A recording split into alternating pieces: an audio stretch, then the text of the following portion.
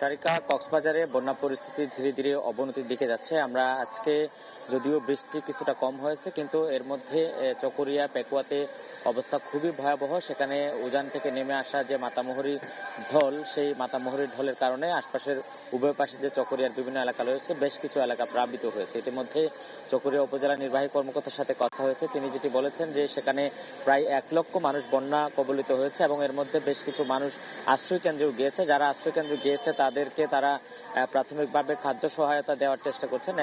একইভাবে যারা বিপর্যস্ত অবস্থায় আছে তাদেরকে উদ্ধার করে বিভিন্ন জায়গায় নিয়ে যাওয়ার চেষ্টা করা হচ্ছে।